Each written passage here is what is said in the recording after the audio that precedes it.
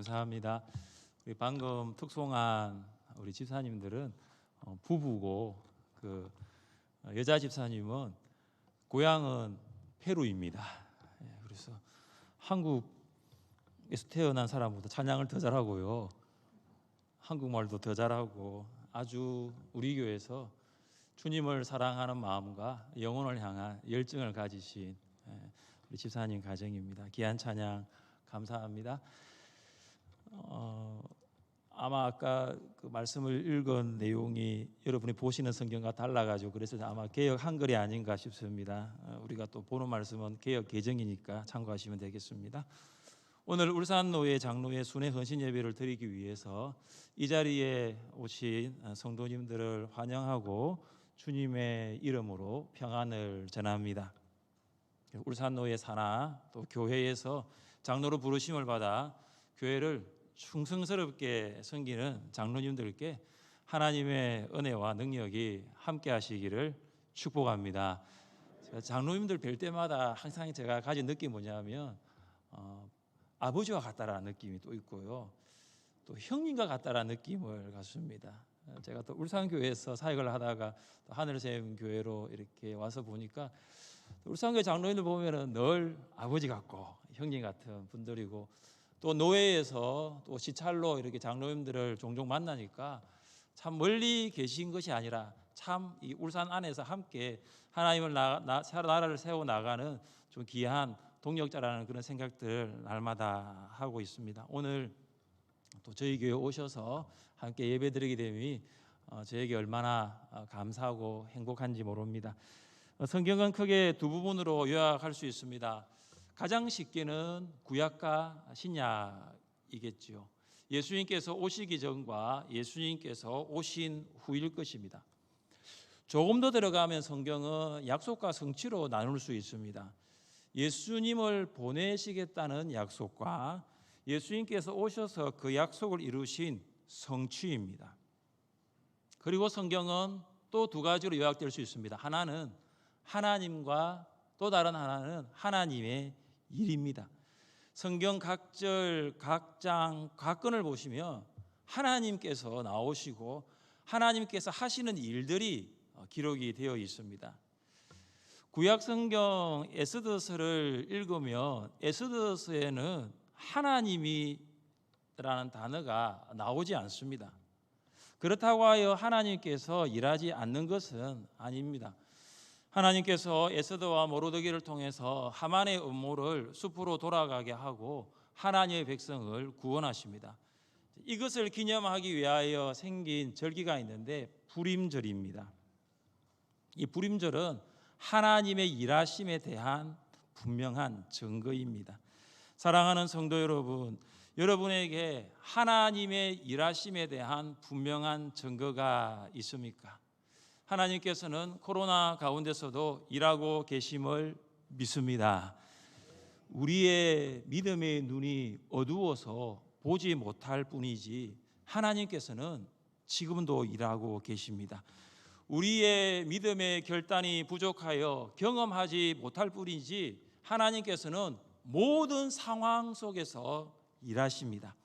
함께 예배드리는 여러분에게 하나님의 일하심에 대한 분명한 증거들이 많아지기를 주님의 이름으로 축복합니다. 이스라엘 백성은 약속의 땅 가나안으로 들어가기 위해서 요단강을 건너야 합니다. 여호수아는 제사장들에게 언약궤를 메고 백성들 앞서 건너라고 명령합니다. 제사장들은 여호수아의 명령대로 언약궤를 메고 요단강을 건너면 됩니다. 그런데 하나님의 명령은 여호수아의 명령보다 더 급진적입니다. 제사장들이 언약궤를 메고 백성들 앞에서 건너라는 명령보다 더 혁신적입니다. 우리 8절을 같이 한번 읽어보겠습니다. 8절입니다.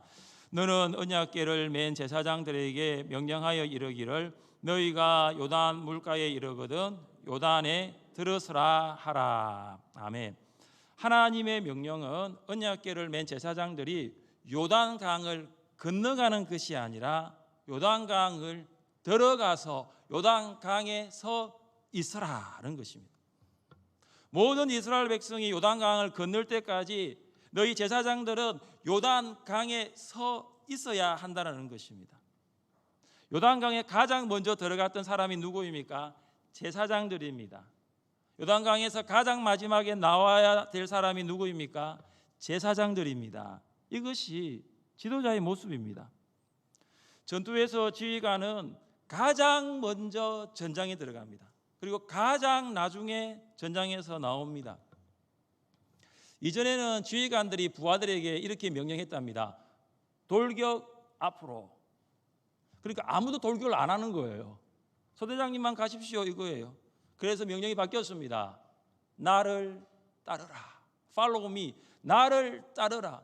가장 먼저 적진으로 들어가고 가장 나중에 적진에서 나오는, 이것이 지휘관, 지도자의 모습입니다. 얼마 전에 이천 쿠팡 물류센터 화재 현장에서 119 구조대장이 숨진 채로 발견되었다는 소식은 듣는 이를 안타깝게 하고 있습니다.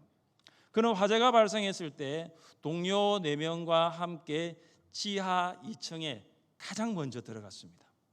얼마 지나지 않아서 각종 적재물이 무너져 내리면서 불길은 더 거세졌습니다.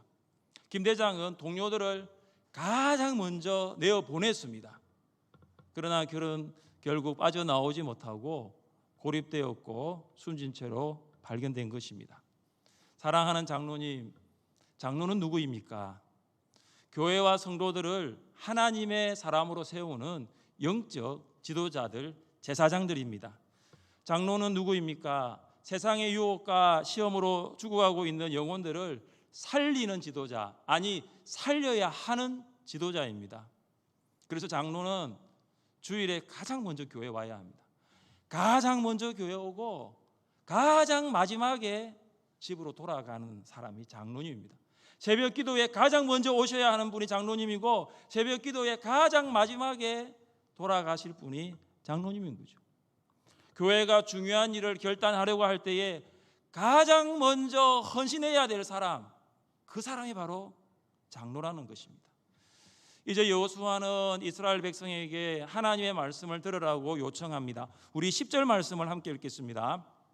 또 말하되 살아계신 하나님이 너희 가운데 계시사 가나안 족속과 헷 족속과 히위 족속과 브리스 족속과 기르가스 족속과 아모리 족속과 여부수 족속을 너희 앞에서 반드시 쫓아내실 줄을 이것으로서 너희가 알리라. 아멘.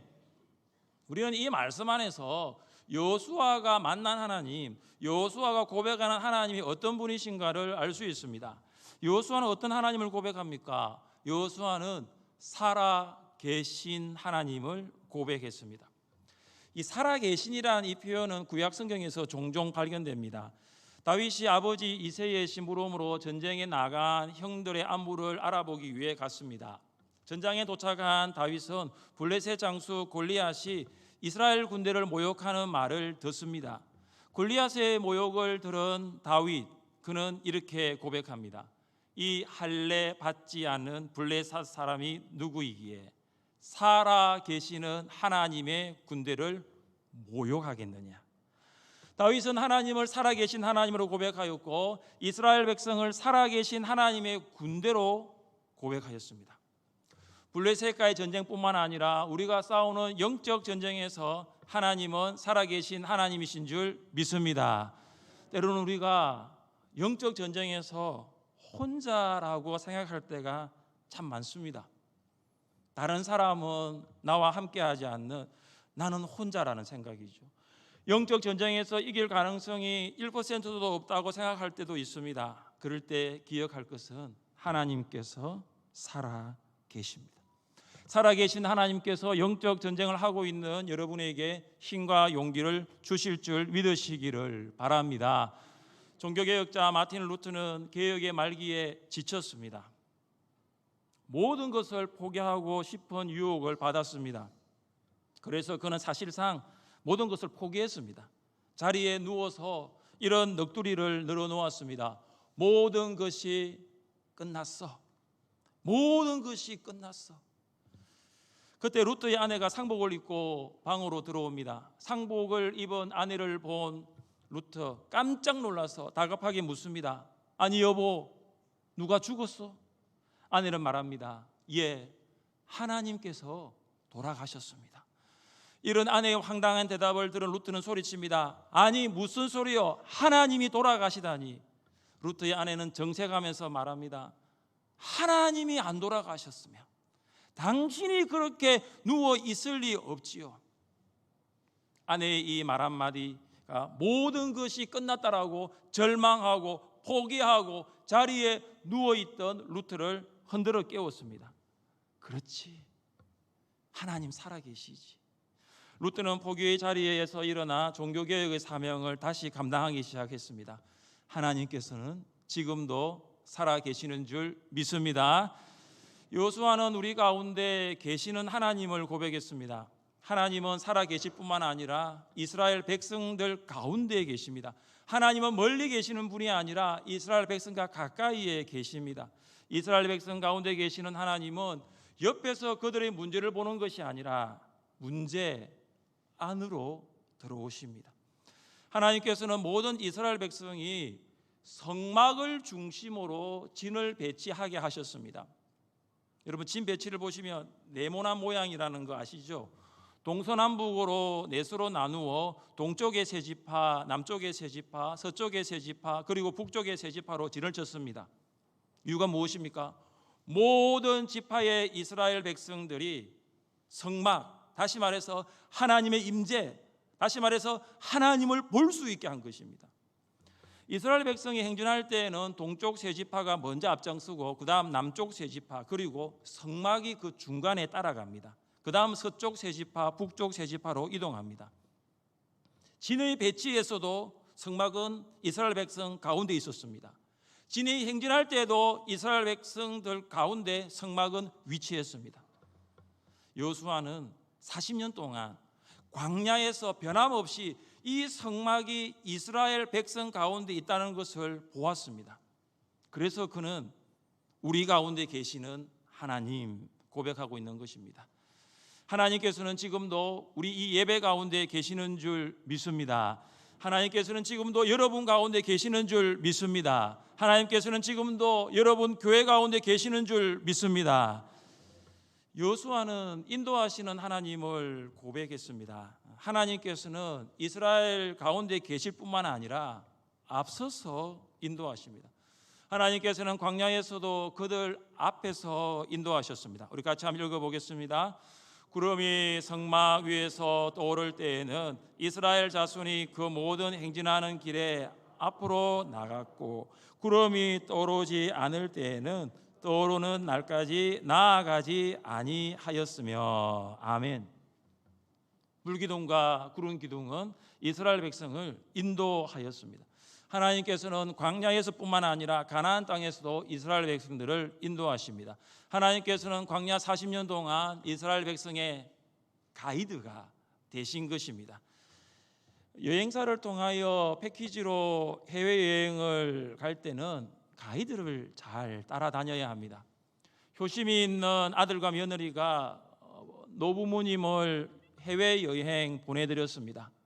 첫 해외여행인 부모님은 가이드가 하는 말을 듣게 되었습니다. 여러분, 이게 어떤 색깔의 깃발이죠? 네, 파란색입니다. 자, 여러분, 어디 가든지 이 파란색 깃발을 잘 보고 다녀야 합니다. 이 파란색 깃발을 잘 보십시오. 이제 부모님이 여행을 마치고 돌아왔습니다. 그래서 아들과 며느리가 묻습니다. 어머니, 아버지, 여행 가운데 많은 거 보셨죠? 뭐 보셨습니까? 그때 부모님 말씀하십니다. 파란색 깃발. 참 어머니 아버지 가이드 말을 잘 들은 것은 맞지만, 그래서 며느리와 아들이 보내준 여행은 여행 가운데 많이 봐야 할 것을 못 봤던 거죠. 무슨 말입니까? 하나님께서 우리 인생의 가이드가 되신다는 것입니다. 여호수아는 하나님께서 온 세상의 주가 되심을 고백했습니다. 11절입니다. 보라, 온 땅에 주의 언약궤가 너희 앞에서 요단을 건너가나니. 13절도 이렇게 시작합니다. 온 땅에 주 여호와의 궤를 맨 제사장들의 발바닥이. 하나님께서는 온 땅의 주가 되십니다. 여기 땅은 가나안 땅도 포함됩니다. 하나님께서는 광야에서도 그렇지만 가나안 땅에서도 주권자가 되신 것입니다. 하나님은 이스라엘만의 하나님이 아니라 온 땅의 주님이십니다. 하나님은 이스라엘의 역사만을 다스리는 통치자만이 아니라 온 세상을 다스리시는 통치자가 되십니다. 하나님은 여러분의 주가 되시면서 우리의 주가 되십니다. 하나님은 우리 가정의 주인이면서 우리 직장의 주인이 되십니다. 하나님은 교회의 주인이면서 온 세상과 열방의 주가 되십니다. 여호수아는 살아계신 하나님, 우리 가운데 계시는 하나님, 인도하시는 하나님, 온 세상의 주가 되시는 하나님을 고백했습니다. 고백은 믿음을 전제로 합니다. 마음으로 믿지 아니하면 결코 입으로 고백할 수 없습니다. 그래서 우리는 이것을 네 글자로 신앙 고백이라 부릅니다. 입으로 고백할 수 없는 거 신앙 아닙니다. 믿음이 아니라는 것입니다. 믿음과 고백은 균형을 이루어야 합니다. 우리가 정말로 하나님을 믿고 있다면 우리 입을 통하여 믿음으로 하나님을 고백할 수 있습니다. 여러분이 설교 시간에 전해지는 말씀이 믿어지면 그것을 입으로 아멘으로 고백하는 것과 동일한 것입니다. 사람이 마음으로 믿어 의에 이르고 입으로 시인할 때 구원에 이를 수 있기 때문입니다. 여러분이 믿는 하나님 어떤 분이십니까? 여러분은 하나님을 어떤 분으로 고백할 수 있습니까? 여러분이 하나님을 믿고 있다면 하나님을 확신을 가지고 고백할 수 있어야 합니다. 코로나 가운데 우리 교회 성도들이 만난 하나님은 살아계신 하나님, 우리 가운데 계시는 하나님, 인도하시는 하나님, 온 세상의 주가 되시는 하나님이십니다. 아마 작년에 저희 교회 아마 임직식 은퇴식 때 장로님들 오셨다면 본당 리모델링을 보셨을 테고, 아마 그 전에 저희 교회 오셨다면 하늘샘교회 본당이 옛날에 벽돌이 있었던 본당인데 어쩜 뭐가 바뀌었다라는 생각을 하실 것입니다. 예, 바뀌었습니다.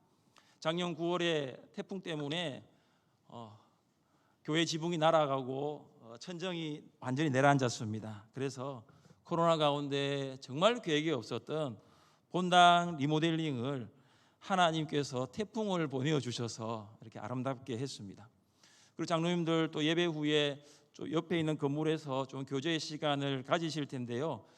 코로나 기간 가운데서도 한아름 나눔 사회적 협동조합을 또 저희 교회가 시작하였고, 또 꿈꾸는 도서관과 카페 하나와 키즈 카페와 하나교육문화센터를 통해서 이웃을 섬기고 있습니다.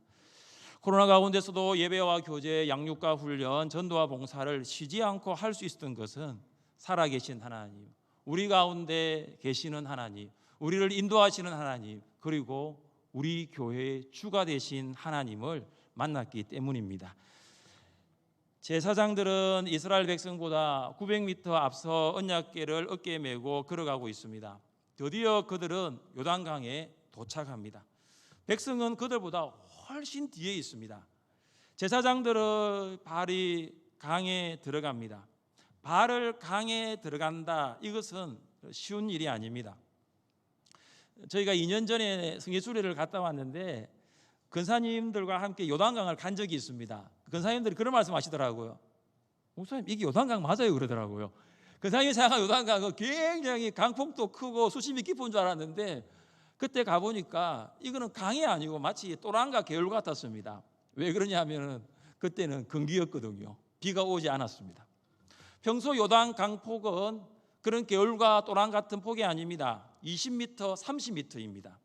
강 수심은 무릎까지 오는 정도가 아닙니다. 최대는 4m까지 수심이 깊습니다. 강 뚝은 5m가 넘습니다. 이스라엘 백성이 요단강을 건넜던 시기는 봄입니다. 봄이 되면 헐몬산에 있던 눈이 녹기 시작합니다. 그래서 그 물이 다 요단강으로 흘러 들어옵니다. 게다가 우기까지 겹치면 엄청난 양의 비가 내립니다. 15절은 요단강의 수량이 어떤지를 잘 설명하고 있습니다. 요단이 곡식 거두는 시기에는 항상 언덕에 넘치더라. 요단강이 불어 물이 강둑까지 넘치는 것입니다. 제사장들은 강둑 위로 넘쳐 흐르는 물을 보고 있습니다. 그럼에도 불구하고 그들이 요단강으로 들어갑니다. 강둑까지 물이 넘치는데 그들은 점점 강 안으로 들어갑니다.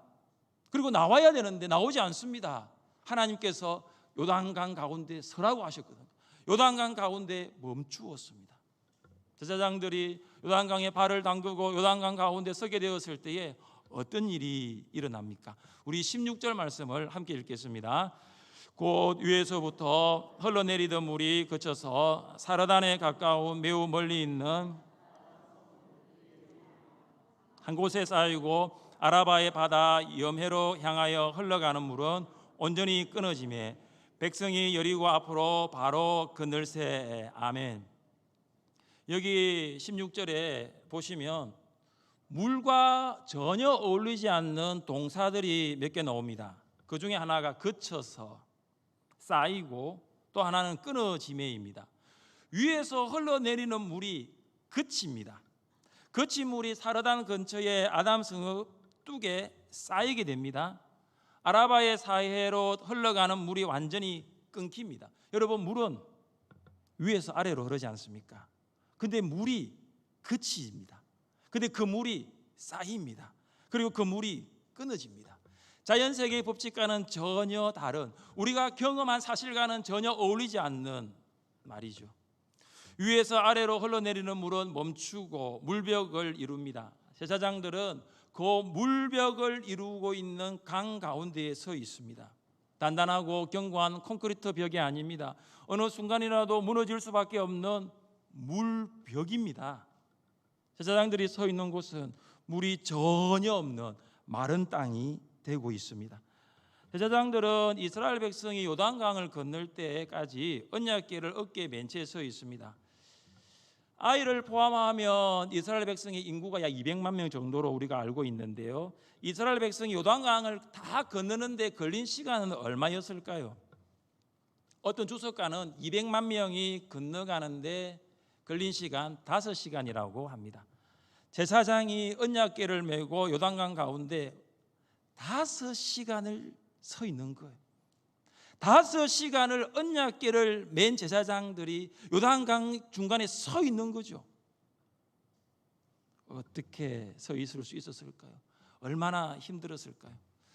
홍해 사건은 대단합니다. 모세는 하나님의 말씀대로 지팡이를 들고 손을 바다 위로 내밀었을 때에 큰 동풍이 바닷물을 물러가게 하고 물이 갈라져 바다는 마른 땅이 되었습니다. 그리고 이스라엘 백성들이 바다 가운데로 들어가서 홍해를 건너갑니다.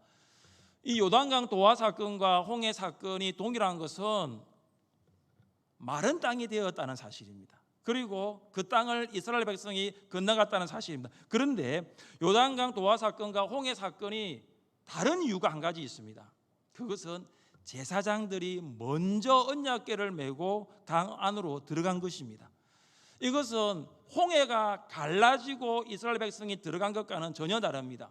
물이 쌓이기 전에, 물이 갈라지기 전에, 마른 땅이 드러나기 전에 먼저 제사장들이 들어간 것입니다. 사랑하는 여러분, 이스라엘 백성이 요단강을 건널 수 있었던 것은 무엇 때문입니까? 두 골 넘쳐 흐르고 있었던 강물이 멈추고 쌓이고 끊어져 마른 땅으로 드러날 수 있었던 것은 무엇 때문일까요? 제사장의 순종입니다. 제사장들은 여호수아에게 하신 하나님의 말씀에 순종했습니다. 여호수아 3장 8절을 한 번 더 읽어보겠습니다. 너는 언약궤를 맨 제사장들에게 명령하여 이르기를 너희가 요단 물가에 이르거든 요단에 들어서라 하라. 아멘. 제사장들 강둑까지 넘쳐 흐르는 요단 강물을 보았습니다. 그들도 인간 아닙니까? 그들도 사람 아닙니까? 어떻게 눈앞에 펼쳐진 그 강둑을 흐르고 있는 그 강 안으로 들어갈 수 있겠습니까? 제가 얼마 전에, 몇 년 전이죠, 우리 울산의 태풍 차바 때문에 태화강이 범람 직전까지 갔던 적 있지 않습니까? 많은 사람들이 육안으로 매스컴을 통해서 이 제방이 붕괴되는 것인가 얼마나 많이 걱정을 했습니까? 물의 위력이 대단했습니다. 범람 직전까지 물이 넘실대는 그 태화강 건너갈 사람이 있습니까? 아무도 없죠. 건너가면 정신이 온전하지 않는 사람이라고 말할 것입니다. 때로는 말씀에 순종하는 것이 큰 희생을 치를 때가 많습니다. 시간의 희생이 그렇습니다. 물질의 희생도 있습니다. 심지어 생명까지도 말씀에 순종할 때 희생을 요구할 수 있습니다. 그러나 제사장들 보십시오. 하나님께서 말씀하십니다. 요단에 들어가라. 요단에 들어서라. 그들은 강물을 보지 않았습니다. 하나님 말씀을 보았고 그들은 강물에 집중하지 않았습니다. 하나님께 집중했습니다. 하나님 들어가겠습니다. 하나님 요단강에 들어가겠습니다. 하나님의 말씀에 순종하고 발을 강물에 잠그니 물이 쌓여 흐르지 않고 끊어졌습니다. 제사장들은 무엇을 어깨에 메고 있습니까? 그들은 언약궤를 어깨에 메고 있습니다. 언약궤 안에는 십계명이 적힌 두 돌판이 있습니다. 제사장들은 하나님의 말씀을 어깨에 메고 있었습니다. 그들이 위에서 흘러내리는 물을 멈추고 끊게 한 것이 아닙니다. 말씀이 그렇게 하셨습니다. 말씀은 불가능을 가능케 하고 말씀은 할 수 없는 일을 할 수 있게 만드는 하나님의 능력임을 믿습니다. 하나님께서는 하나님을 믿고 그 말씀에 순종하는 성도들을 통해서 일하십니다. 하나님의 일하심은 믿고 순종하는 성도들을 통하여 이루어집니다. 사랑하는 여러분, 여러분에게 하나님의 일하심에 대한 분명한 증거들이 있습니까? 사랑하는 장로님 여러분, 장로님께서 섬기시는 교회에는 하나님의 일하심에 대한 분명한 증거들이 있습니까? 코로나는 아무것도 할 수 없게 만드는 불가능의 시간이 아닙니다. 코로나는 하나님의 일하심을 경험할 수 있는 가능성의 시간입니다. 여러분은 도저히 건널 수 없는 요단강 같은 불가능한 일을 만날 수 있습니다. 아니, 지금 반드시 건너야 할 요단강과 같은 상황들이 여러분 앞에 버티고 있을 수 있습니다. 그 안으로 발을 집어넣으십시오. 요단강을 두려워하고 좌절하지 말고 요단강 안으로 발을 힘차게 집어넣으십시오.